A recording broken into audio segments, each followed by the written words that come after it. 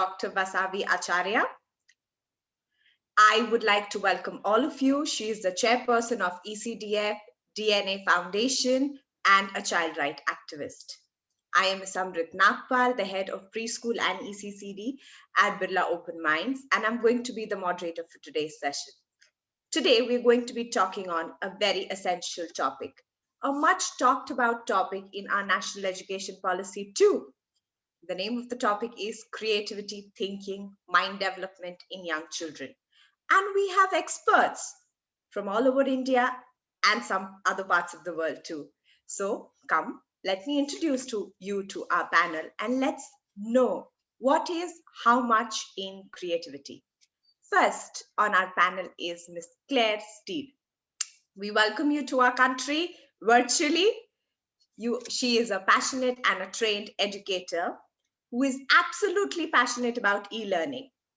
And this passion led to her finding and creating an award-winning app called Oliki. Welcome on board. Next on the panel, we have Mr. Ananta Krishnan. He is a senior education counselor. He's a certified parent coach and a certified psychometric testing in emotional quotient from Kami University. The third person on our panel is Ms. Warleen Kaur. Ms. Warleen Kaur, if you could wave a hi, and the other panelists, if you all could wave a hi, would be nice. She is the founder and CEO of The Talk Room. She is also a national speaker and has spoken at many national events in extempores in Ahmedabad. She is also the author of Good Vibes Lead to Good Lives. We welcome you on board. Next on panel is Ms. Archana Madhusudan. Ms. Archana Madhusudan has more than 2 decades of experience in teaching children. She is primarily a language skills specialist. She's also a neuro practitioner and a POSH certified practitioner. We welcome you on board. So now let's come to the most awaited topic for today, creativity. We often think about creativity as the least essential in our schools. Let's know from our experts, what are their thoughts on the same? So I would like to ask all of you a common question. How would you describe creativity? Ms. Claire, can you go first? Fundamental. Fundamental. What about you, Mr. Ananta? It's actually expressiveness, individuality. Expressiveness and individuality. What about you, Ms. Warleen? Talk it about as uniqueness. Uniqueness. And what are your thoughts on this, Ms. Archana? Ms. Archana, you're on mute. Ingenuity, non-conformity, courage, and persistence. Wonderful. So in a nutshell, can I say it is one of the most important skills, very essential, as long as we all learn to have fun with our own creativity. Good, great. Let's move further.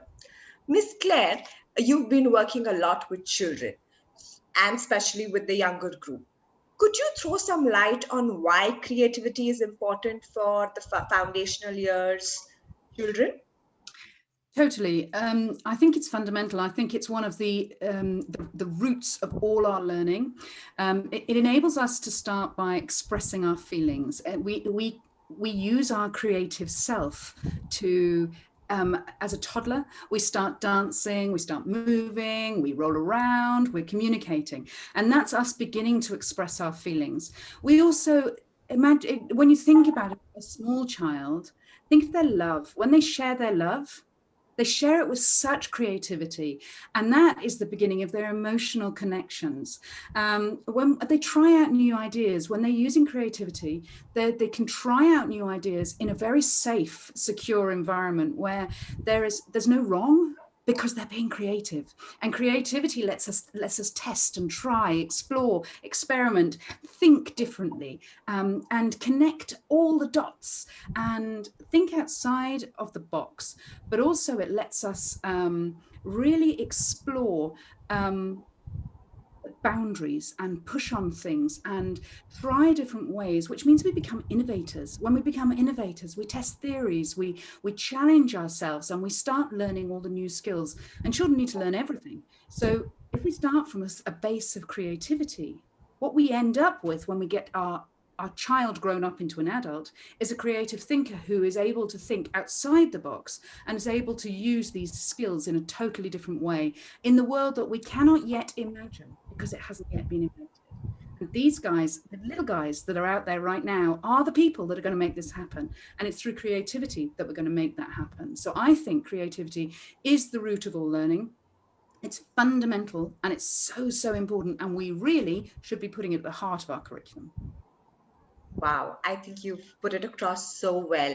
Creativity is the root of all learning, and it is so important and essential for our curriculum. Thank you so much. I think you've given us really good insights on the topic. So, my next question to you, Mr. Ananta, Mhm. what, according to you, are the characteristics of a creative child? And since you come from a background of psychometric testing, do we have any scientific method or a tool where we could assess a child's mental strengths or natural abilities, whether a child can be creative or cannot be creative? And if yes, then what tools do we have? Very interesting question. To answer step by step, we need to understand what is creativity first. As many of the panelists have said, this is something uniqueness, expressiveness, individuality, and most of the time it depends on the imagination of the child. So now coming to your question, how do we identify a creative child? There are various characteristics and traits of creative children. They have a great deal of energy. At the same time, they know to be quiet at the same time.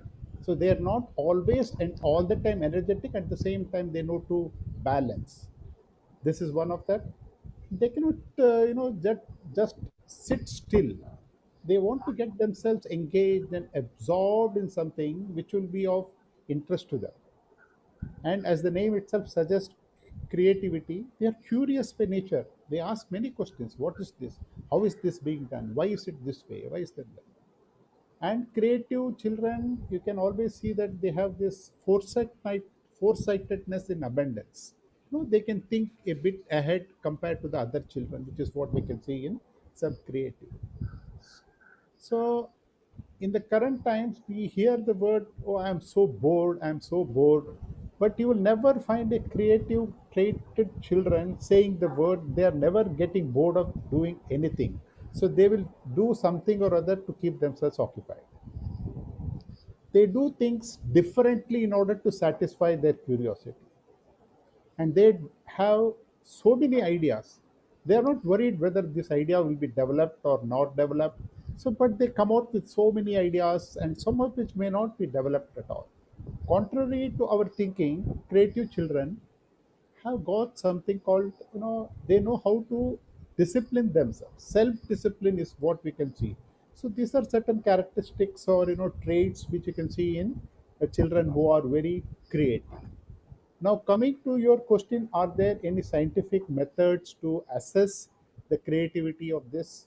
So, before we started the program, we were discussing about the advantages of technology, and so many tools in this web-based technology are available now. So, and so many tools are available.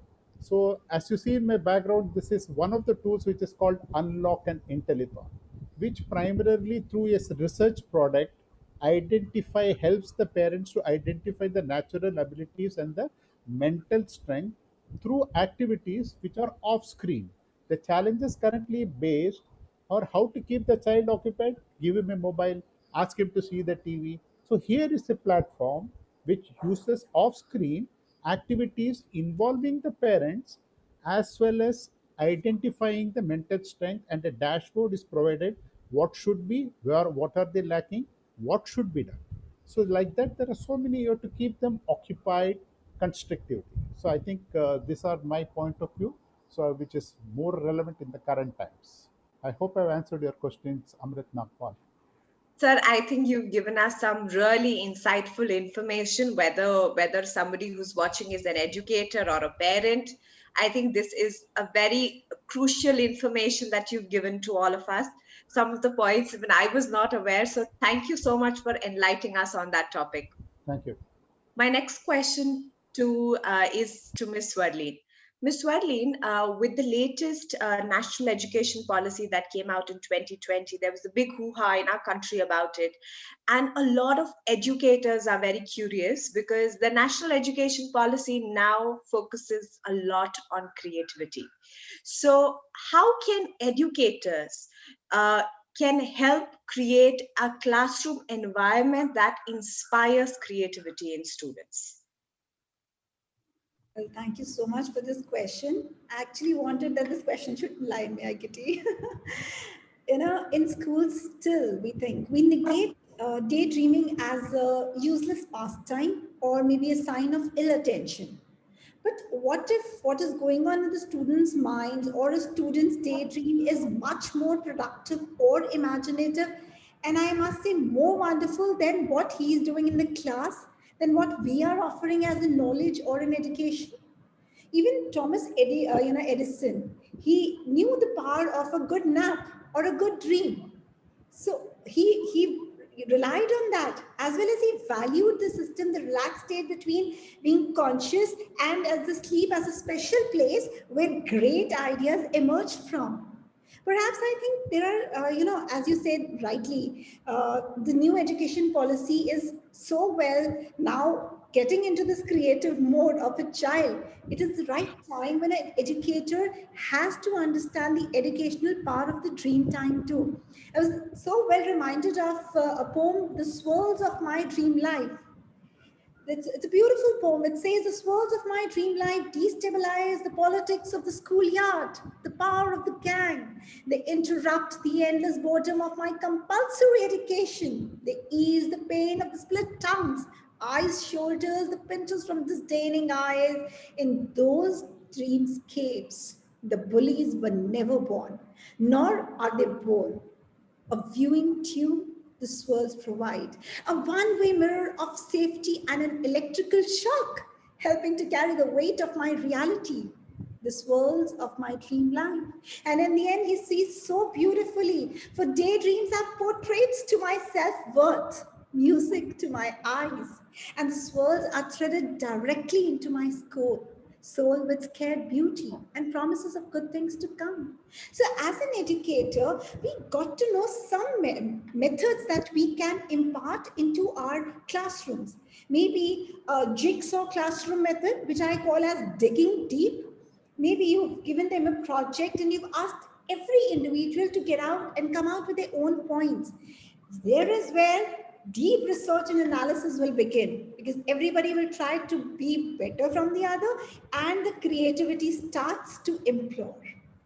We've got to work on a model creativity in the classroom where, constantly it's like repeating the takeaways to help the students unleash more and more creativity led by example, opening and sharing up your original ideas. I tell you, I swear on this, give them one unique idea, they'll come with 20 more we've never thought of. So give them that encouragement for new skills. I mean, look at the coding. Where was it? We'd never heard of it when we were small. Look at the kind of authors they are coming today. I mean, a fourth standard student writing a book. My God, it came as a surprise to me. But the kind of story that child had written gave me goosebumps. Those guitar lessons, those tennis lessons. I mean, you are giving them that outward, that potential to know themselves deep within. They are, when they're thinking, when they're creating, they've already introspected themselves and they're so clear on their paths. So why not encourage these skills in them and let them move forward? And that's how an educator can, deep dive into their creativity. And I swear on it, if a class of 20, you have good 200 ideas at the end of the day. That's my take on it. I really like how wonderfully you've put across, let the child daydream. Daydreaming or dreaming is not considered very good, especially in our curriculum system, in our school management systems. And I think it is so crucial that we allow children to do that. And I think you've put it across beautifully that we should not only allow children, but extend and, dive deep into their imagination and see what they are imagining about. So that was really wonderfully put across. My next question to you is, Ms. Archana, you've been working with parents a lot now. You're a neuroscience practitioner. What most educators find challenging is that, when they want to talk about creativity, or now that the NEP talks about creativity, they find it very challenging to communicate the same thing to the families of students, saying that why creativity is important. Why do we need to have creativity and allow children to think for mind development? So what is your take on this subject? A very poignant question, I must say, Ms. Nagpal, because I have been on both sides of what you're talking, an educator and a parent, been there, done that. And yes, how do we communicate to families about the creative mindset in children? Parents will realize the value of something intangible, because creativity is intangible, right? Only when you give them a tangible understanding of the process of creativity. Now, that means we need to educate them on the biological basis of creativity and potentiality, which means we know that every child might, we have Einstein, we have Newton, but can we actually say that every child has to be a Newton or an Einstein? The possibilities of this are dependent on the genetic inheritance and the epigenetics, like we know. So, but the potentiality is every child could. We need to understand every child is born with the same biological toolkit. We come with the same possibilities, we have the same potential. How is it that some are able to explore their potential, and why is it that some others struggle? Now, what happens is, the process of brain development through acquiring knowledge and developing creativity is most prolifically active between the age of 3 and 5. A child is born with 100 billion neurons. That is tremendous. As adults, this number keeps deteriorating. But owing to a social conditioning and with the prime focus of leading an affluent life, parents and educators, the education system, primarily focuses on the IQ, which is more or less fixed. However, if parents realize that it is not only academically strong students who are successful in life, and assist the child in honing these skills which he or she possesses by encouraging them to pursue the same, we can see wonders being created by these youngsters. We are aware that the brain has several regions to handle all the complex processes that we human beings indulge in. But creativity is possible only when several of these limbic organs coordinate. We just can't say that, okay, this portion of the brain is for creativity. So there are several organs which are interrelated and coordinated. So certain processes like music, art, painting at a young age help in the formation of these important neural connections, which are indispensable with the academic and the social performance. I believe in following the 4 Ds: discover, design, develop, and deliver. We first need to discover, understand what are the potentials, innate abilities that a child possesses. Design, help the child understand his or her ability, have a plan of action. Develop, and then no idea materializes or is successful in a day. We need to develop, plan, and work on it, and finally deliver. So this is a step-by-step process. Sometimes we have these aha moments when ideas suddenly strike, and then we have the feeling of eureka, got it, right? So we need to allow the child to have convergent and divergent thinking, out of the box thinking. We have this fixed mindset that this is right, this is right. Hey, come on, when I am a success with all of the upbringing that I have had, why not my child? No, that's not going to be possible. Situations have changed, environment has changed, the challenges have changed. Artificial intelligence has come over. Our children are super computers than all of the computers that we actually have, supercomputers. So I think we need to help the children experiment, explore, because children are inquisitive by nature. Like Ananta sir was just speaking, they question, they love to experiment. So we need to answer their questions patiently, allow them experiential learning. I think this is something which is making waves into the education industry now. So this opens up a plethora of opportunities to explore and exercise the neural pathways, which in turn reflect their innate abilities. Thank you so much. That was a wonderful perspective with respect to neuroscience in mind. And I think that is very essential for parents to understand this kind of perspective. Ms. Archana, just an extension to the same question. Could you share some thoughts on creativity and problem-solving mindset?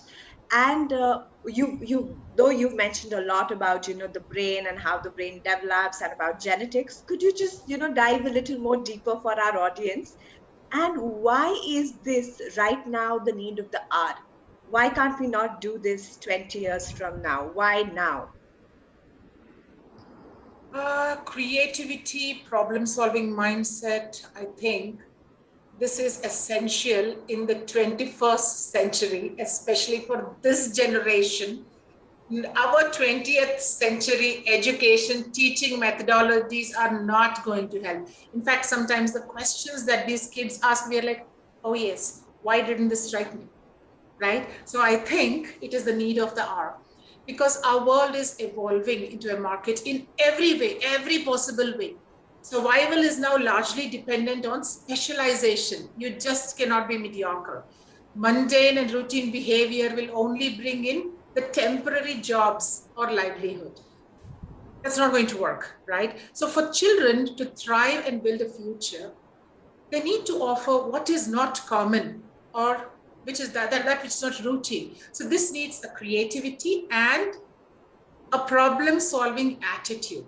Children need to learn how to navigate through what is in order or what is not. I guess a majority of the parents try to tell children, wow, amazing, amazing, amazing. Teach the children. When it is not amazing, it is not amazing. You need to put in more efforts. Success is not the only way of life. Even if you fail, you can get up and rebuild. That is what we have to teach. That is where we see the gap is coming. Children, we as parents, we are very proud of everything that the child does. And we say that you're unique. This is the most beautiful thing. The whole world is not going to accept our perspective. And if we are conditioning the child to feel that anything and everything I do is the best, we are being very detrimental in, or we are actually placing the spoke in the child's wheel. We are not letting the child develop by giving him false perceptions. Because when he goes out into the world, he will realize that, no, life is not a bed of roses. And then they are unable to take that shock. They are unable. This is where we see all the emotional disturbances. We see young children going into depression, unheard of. Very young children having anxiety, depression problems. Why? We are the ones who are doing it by giving them a very false impression, a very secured environment. Yes, to a certain extent, but teach the child, you need to fail in order to be successful. You need to fall before you again pick up the threads and start running. So I think we need to understand that children need to navigate through what is in order to what is not. The potentiality and possibility will be the key to survival and thriving in the near future. Creative problem-solving process is the process of defining problems and opportunities, generating new and innovative responses, establishing solutions, and then taking actions. Furthermore, I think these 8 abilities, which I will just be listing out, need to be promoted in order to develop the creative and problem-solving mindset. First, independent learning. That's where we have at least the education system is changing now with the NEP and all. We have some hopes rather than rote memory and, just regurgitating whatever you have, you've not even digested it. You've just swallowed it and you regurgitate on the paper just for the mark of scores. If you get an A grade, wow, you're a success in life. No, it doesn't work that way. A child needs to have independent thinking. Learning through success and failure. Work within diverse teams. You need to be a team player. You are not an individual entity. You need to be a support, also accept support when needed, or also ask for support. Self-expression and dialogue. Persistence, grit, and leadership skills. Accepting challenges and taking risks. Conflict management and argumentation. We see children fly off handles for very trivial things. In fact, one thing that I've noticed in the younger generation is they are very hesitant to apologize. They feel as if you are asking them to part with a kidney. Say sorry. No, I'm ready to give my life, but I will not apologize. Right? So why this mindset? We are imperfect human beings. Nobody is perfect. So when the educator, when the parents teach the children that it's nothing wrong to apologize when you are sorry. Accept that, yes, I am wrong. I will learn. Nothing wrong in that. When we teach this to the children, they know how to resolve conflicts and innovative thinking. So I think that is the crux of how the creativity and problem-solving mindset can be evolved, Ms. Nampal. Thank you so much. I think you've so wonderfully put across. Yes, we are moving to a fast-paced generation. These children are born with gadgets. We were not. And we're moving towards artificial intelligence. And I really like the way that you've put across that, the skills that we learned in our school were not enough. So like how John Dewey says, we cannot teach our children the way we were learned. We have to be progressive. In the same way, I really like the way that you put across a very soft notion about encouragement, motivation, and praise. Whether we are a parent or an educator, we need to draw the line. Whether we are encouraging them, motivating them, or simply praising them with false expectations. And I think once we start living in a realistic world that yes, we are moving to an artificial intelligence, and for that we've got to be creative. We've got to create jobs which involve a lot of creativity and unique thinking in children. So I really like the way you put it across, Ms. Archana. Thank you so much. My next question to you, Ms. Warleen, is that with educators, what suggestions could you give educators, and how could educators be harvesting creative intelligence or creative quotient in young learners? Thanks for the question, Amrit. Well, I'd like to start with an anecdote. I was on a visiting session in a preschool where I gave some videos to be seen by children. And once they saw it, one of them comes up with a brilliant answer and says, "Oh, this is not a good story. I have a better story to say." I said, "I'd love to hear your story." And he manipulated the story within 7 minutes and came out with his own story. And I just was in awe of that child. Now the teacher was telling him, no, this is not the story that you were shown. I said, no, this is the story that you've created. So that's where the difference is. Fostering a genius creative ability is not about inflating students' ego into thinking that they might be more gifted or better than the others, but it's just like practicing or generating more ideas. I love the concept of Google, the kind of genius hours they have for their employees. The creativity is just like a muscle that grows stronger and more efficient. The more we exercise it, the more generating ideas we start to get. So the more ideas we come up with, the more originality comes out. The more ideas we come up with, the greater passion shows out. Creativity isn't the only source of eureka moments. It's like actively generating ideas that help you produce better ideas that you're more likely to act on. So like as Thomas Edison, I would quote again, said that genius is 1% inspiration and it's 99% of perspiration.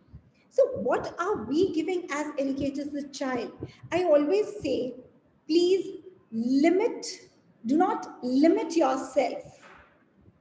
Make that boundary a little wider, open the horizons a little more wider, be limitless, to make these students think limitless.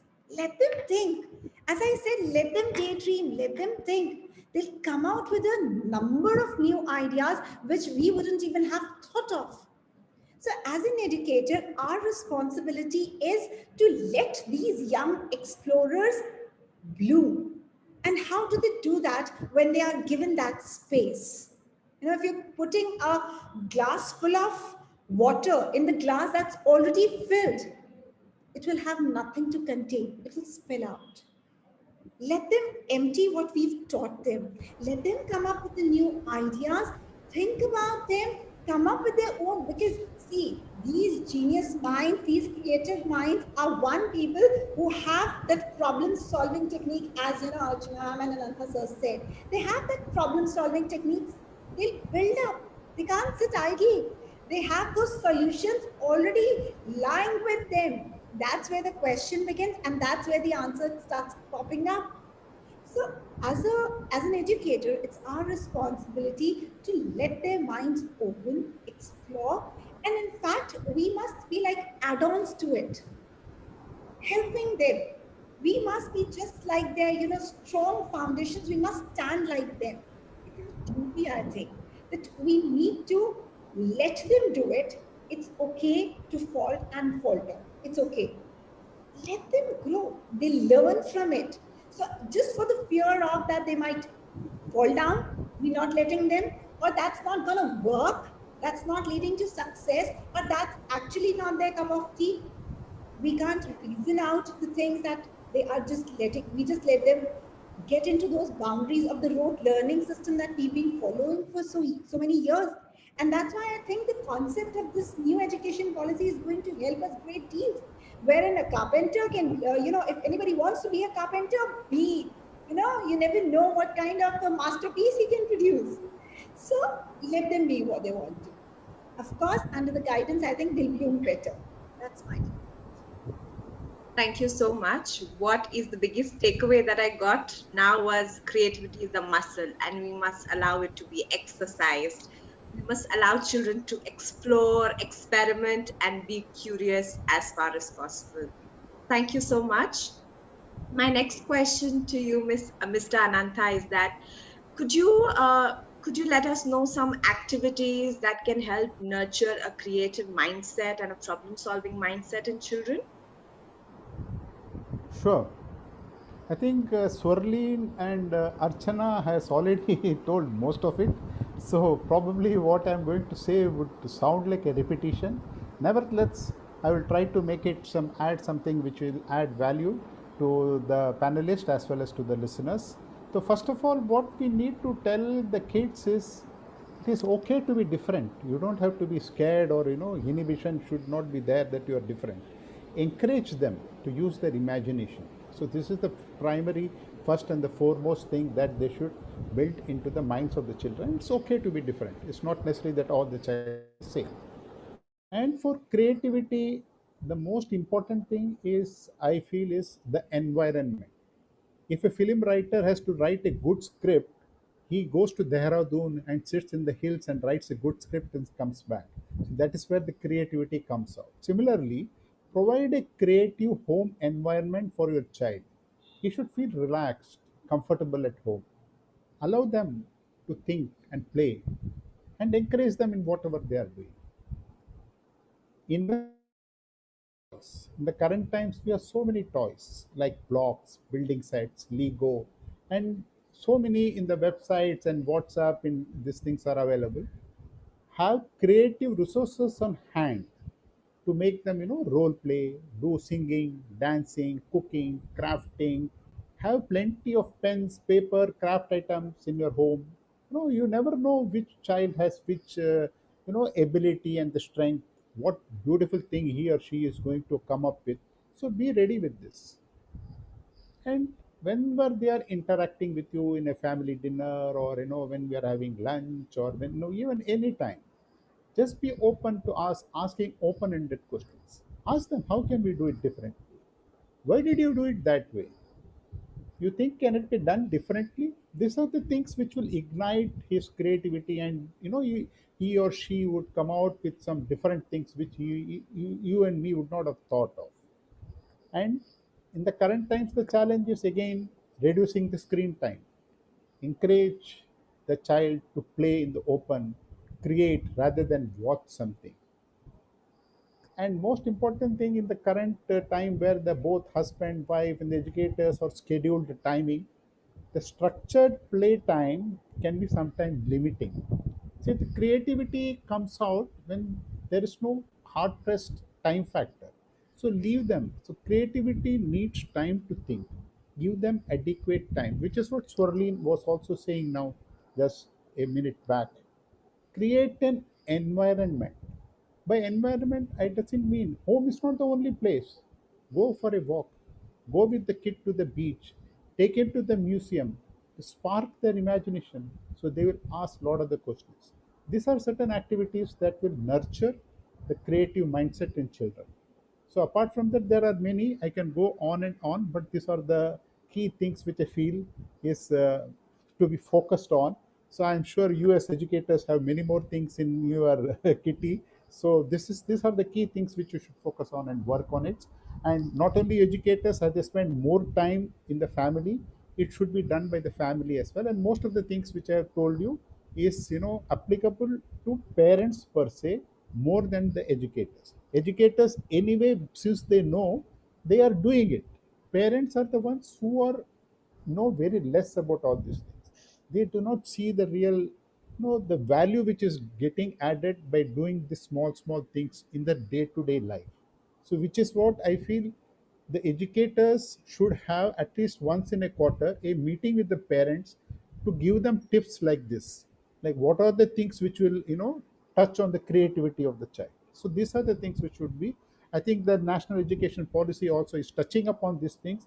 Eventually this will roll out, and I'm quite hopeful, and we are in the right direction as far as the educational sector is concerned. So we are sure to see brighter students and brighter citizens in the coming future. Maybe we are not alive, at least, but that is the future, and I am very happy to say that. Thank you so much. So very key points that you've shared with us. Number one, let's be resourceful. That is so important. We don't allow children to explore different kinds of resources. And so what I really liked and what you really also threw light was that education always begins at home. So parents also have to be involved in the creative process, and that is very important. And because education begins at home and parents are crucial, and key points that parents should follow, and I think you have been very specific on activities and resources that parents can do at home. So moving on to Ms. Claire, an extension to whatever Mr. Ananta said, could you share some tips on how can parents raise children who have a more creative and a critical mindset? What are your thoughts on the same? Absolutely. I think it's fundamental, and it's important to know that as parents, we are our children's first educators, but we're also continue to be their educators in a non-threatening environment, because when we're at home, we're very calm in the main. When we're calm and we feel secure and loved, that's when we learn. And creativity is a time when if we step back and allow our children to be creative, what we're doing is we're allowing our children the freedom to explore and learn at their own pace, in their own way, about their own interest. And what that means, and at their own level, and what that means is that they progress further, faster, better, stronger, and they become imaginative, creative, thinking people who are problem solvers, they're initiators, they're finishers, they're critical thinkers, they're inquirers, they're investigators. Honestly, it is such a powerful tool for learning. And we mustn't wait. When we have our tiny babies, when they're still in the womb, we need to be starting to think as ourselves as our child's first educator. We need to be having conversations with our unborn baby that is open-ended questions. So that's saying things like, what can you see? I know they can't see anything. That doesn't matter. What that's doing is that's beginning to have that conversation that's going to change the way you talk to your child when your child is born. And so when you're then out and about with your child, the more you can have these interactions, the backwards and forwards, what we call serve and return. When your child says something or does something or makes a noise or motions to something, they serve you a response and you return with your response. Those are the learning iterations for your child. And when we start having more of those, they're more open, they're more grounded in language. We enable our children to be really fully developed. And one of the things is about giving them choices. So make sure that you give choices to your child. Don't always make choices for them. Allow them the freedom to make their own choices by making sure that you choose 2 choices you're happy with. Do you want to put your shoes on here or at the front door? They still put the shoes on. You don't really care where they put them on. What you do care is they get them on. So give the child the autonomy. And by giving them that autonomy, you start them being able to be creative and inventive. Do you want to wear those shoes or do you want to wear those fancy shoes? I don't care. I just need some shoes on your feet. That's all. The next one is this is really hard as adults. Don't jump in. Wait, step back and allow your child. It takes time. A child, a tiny baby, a toddler, a young child has young neural connections. It takes time. Those connections are not yet like a telephone line that's beautiful from A to B. They're still going around the houses with their neural connections. So make sure that you allow them time to hear the comment, process it, think about it, consider a response, test the response, and then give it back before we jump in with the answers. And as adults and as educators, I know I'm guilty of jumping in too early, too quickly. And it's a real skill to be able to wait for that time. But if you do, what you're doing is you're allowing your child to grow and make those strong neural connections that we're looking for, which will make them a more effective learner, more efficient learner, and a stronger learner, and their outcomes in life will be far better. I talk about this a lot in my app. I don't know if you whatever, but it's in the tiny activities that you do on a daily basis that you enable these activities and the creativity to happen when you are in the home environment. So don't underplay those tiny moments.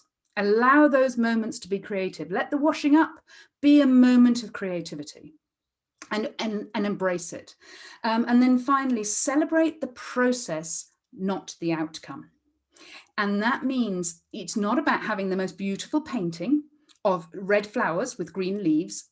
I don't care whether they're purple leaves. What I'm looking for, and I don't care if it's actually just a great big mess, is the process one where I, as a child, have been immersed in the creativity? Have I talked about it? Has there been rich language environment in my painting environment? Have I really felt with textures? Have I really got into the activity that I am doing? Because in that space is where I am learning, and I am learning at my optimum. I'm developing my creative muscle, but I'm developing my thinking muscle, my focus muscle, my concentration. And so creativity really is the most important thing that you can give your child. And when you narrate what they are doing, you add power to what they are doing. So never, ever, ever allow anyone to underestimate the power of creativity, because I promise you, it's the foundation of all learning. And if you give your child creativity, you give them a gift for life.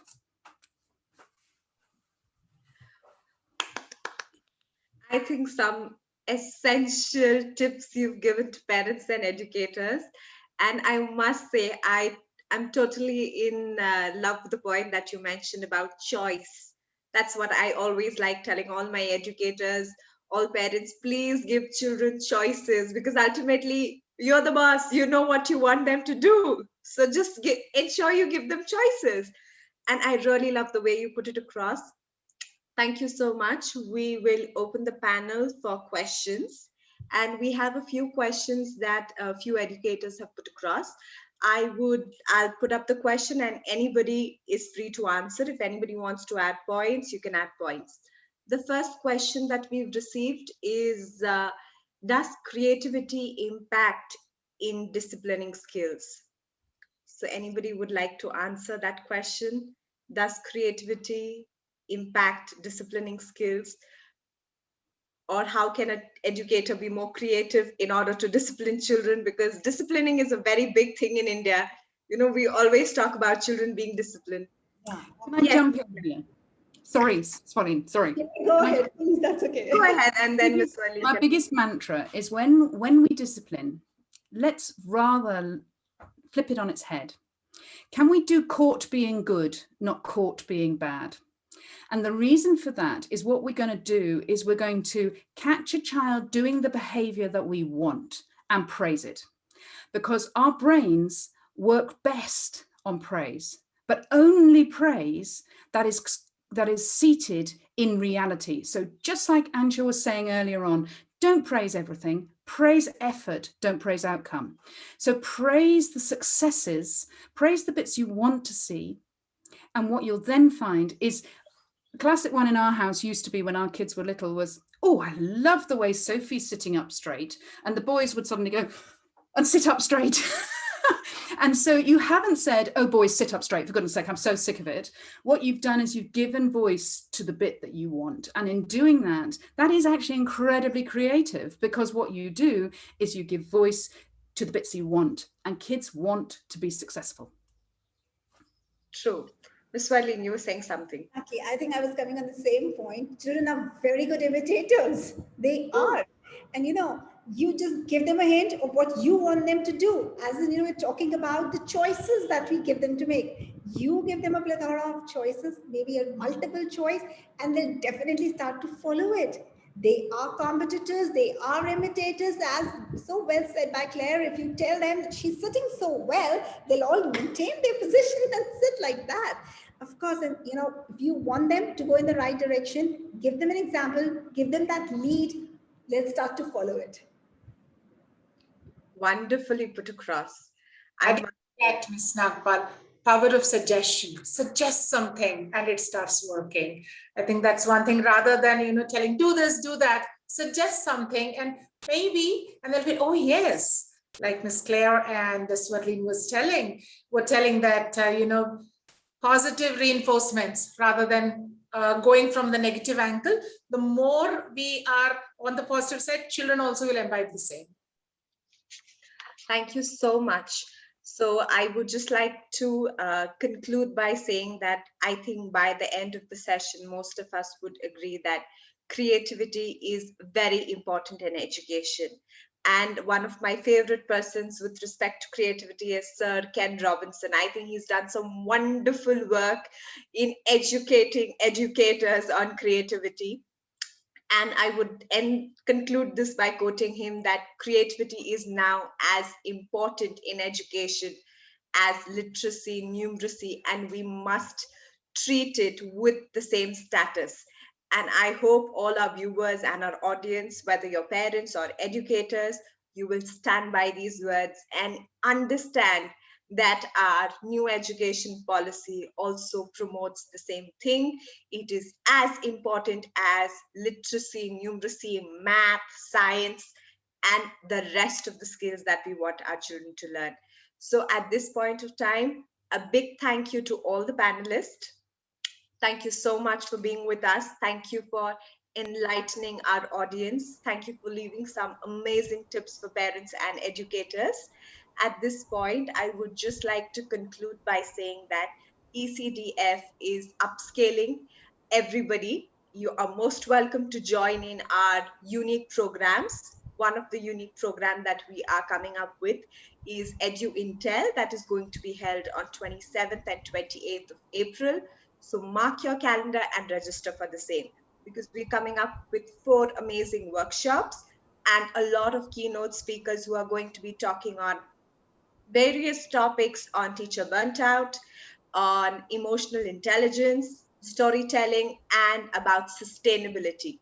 with the second wave of COVID that has come into our country, I feel as teachers, we need to ensure that we are more empathetic to ourselves, to our co-teachers, to parents, and to children, because it is not easy being in this situation. And we, being the frontline workers, have to be more emotionally stable and strong. So we urge you to come join us for these workshops, upscale yourselves. You're going to be given a certificate at the end of the program. You are most welcome to come, which is also going to be followed by Sphere of Influence on 21st of May. So we would like to see all of you all present there. On this note, I would like to again thank all of you all for being patient listeners, watching us. Thank you so much for your time. Thank you all the panelists once again. And right now, this is me, Ms. Amrit Nagpal, signing off on behalf of ECDF. Thank you all. Have a pleasant evening ahead and an amazing weekend in front of us. Thank you so much. Thank you so much, Amrit Nagpal, for this opportunity. It was a pleasure interacting with all the panelists as well as the viewers. Thank you.